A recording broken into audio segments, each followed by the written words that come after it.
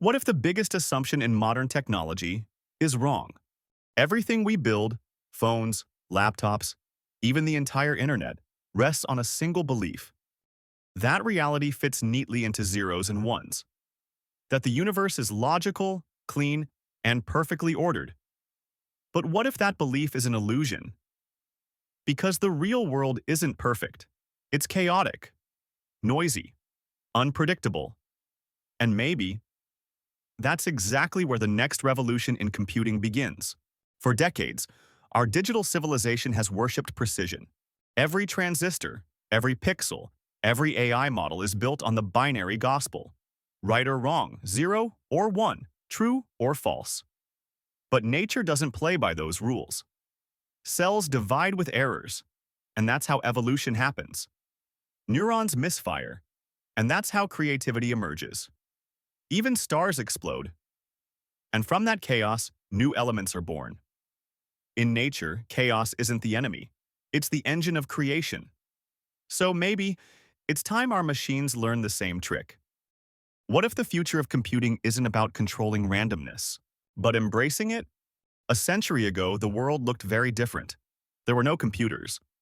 But the same haunting question existed. Can we ever truly understand chaos? Many scientists believed, yes. They imagined a perfectly predictable universe.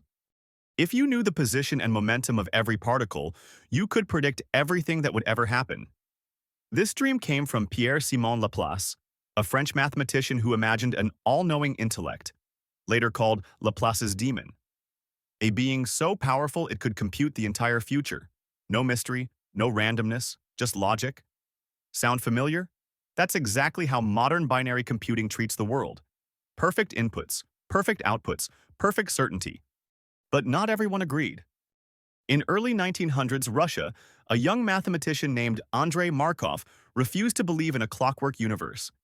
He saw randomness everywhere, in nature, in music, even in poetry. And he asked the forbidden question, can randomness itself be predicted? Markov began with a simple experiment.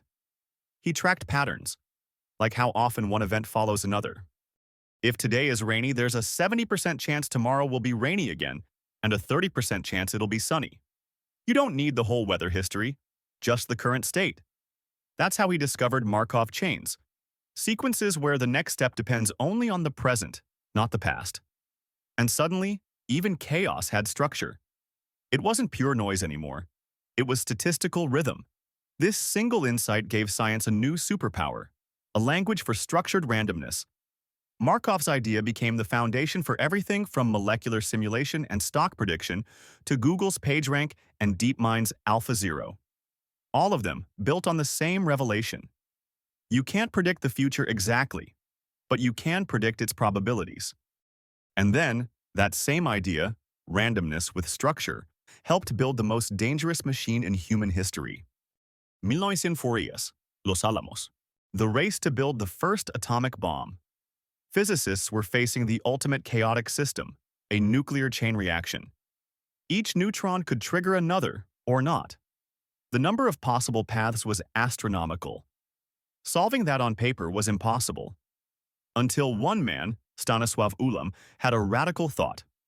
What if, instead of solving everything exactly, we sample reality itself? If you repeat something random enough times, the average outcome will reveal the truth.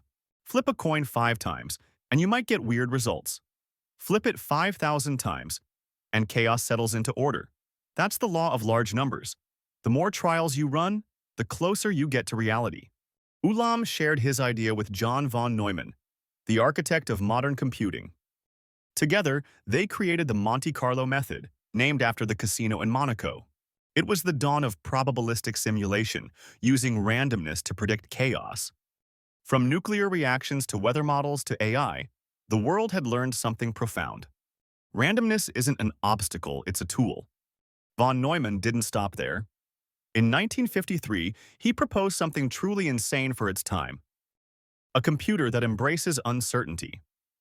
Back then, engineers fought noise, the random fluctuations in circuits, as the enemy. Von Neumann saw it as a resource. He imagined a new kind of machine, one that could compute with probabilities instead of exact numbers. He called it stochastic computing. Stochastic simply means random, something that changes with time.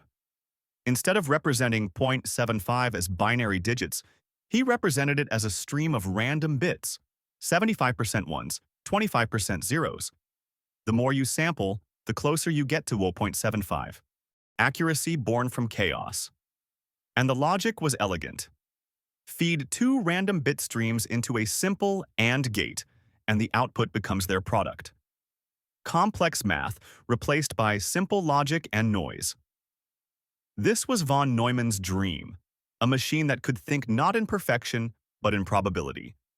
Across the Atlantic, at the University of Manchester, Gaines and his team built the first stochastic computer, Rassel.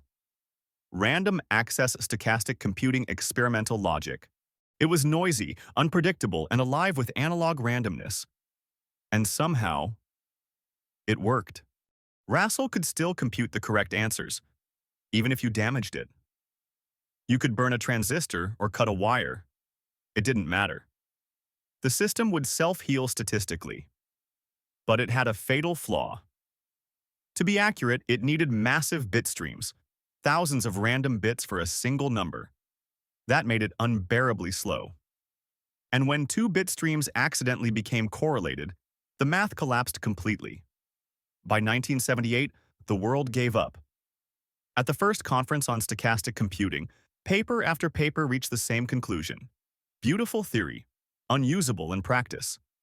Rassel was powered down, and the world went back to binary. But not everything that fades is gone forever.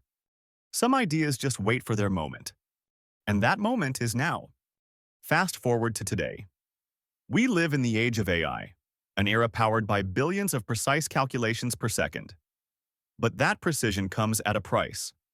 Modern AI data centers consume more power than entire countries. Cooling systems, voltage control, synchronization, all to maintain the illusion of perfection. And now, we're hitting physical limits. GPUs are running hotter, denser, and more expensive than ever. So engineers are looking back to the forgotten dreams of von Neumann, because the future might not belong to faster GPUs, but to noisy, probabilistic machines. Enter Normal Computing, a company daring to make that dream real. They're building the first stochastic computing chip in silicon, a processor that uses noise as fuel. Their philosophy? Don't fight physics, use it. Here's how it works. Traditional chips, CPUs, GPUs, TPUs, are precision maniacs. They demand perfect voltage, perfect timing, perfect everything. Normal computing flips that on its head. They operate transistors at lower voltages, close to physical limits, where noise dominates. In that zone, transistors don't switch cleanly between 0 and 1. They jitter, they flicker, they misfire. And that randomness becomes a resource. Inside the chip, every operation becomes a probabilistic event. Instead of calculating exact numbers, it samples outcomes millions of times, letting reality itself perform the math. It's like watching a swarm of bees find the shortest path to a flower, not through precision, but through collective randomness. The secret lies in something called a lattice random walk. Imagine searching for the lowest point in a valley. A GPU does this by calculating slopes and gradients, massive, costly matrix multiplications. Normal's chip does it differently. It just takes countless tiny random steps. Each move looks chaotic, but physics biases the outcome.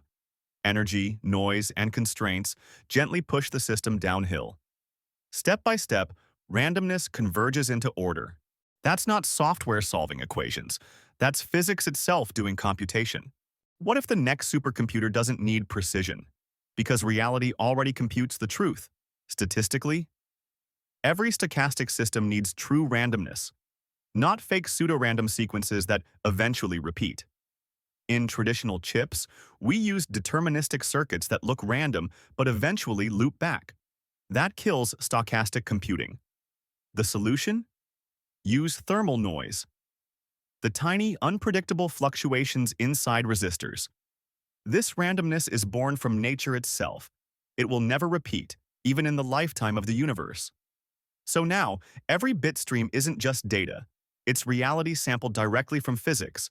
And with that, math becomes motion, and logic becomes life.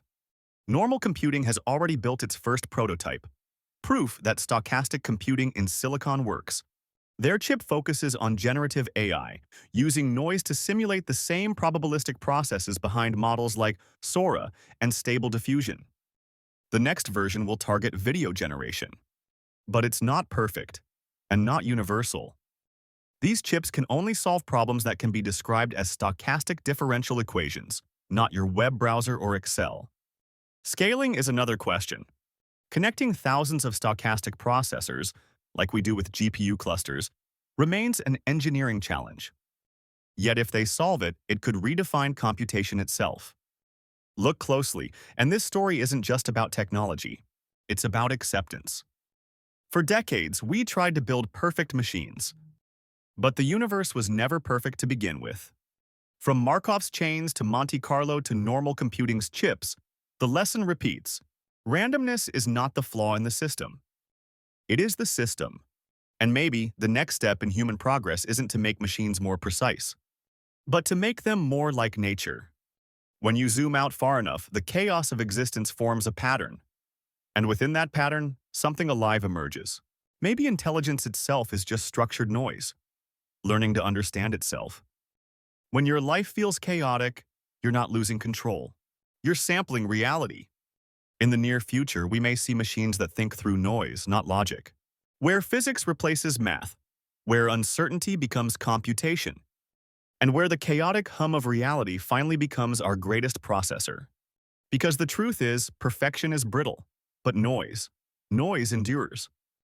And one day, that might be the sound of the next generation of intelligence. If this story made you question how we define intelligence, precision, or even reality itself, share this video, because the future of computing might not be digital at all. It might be stochastic. And as always, stay curious, stay chaotic, and I'll see you in the next video.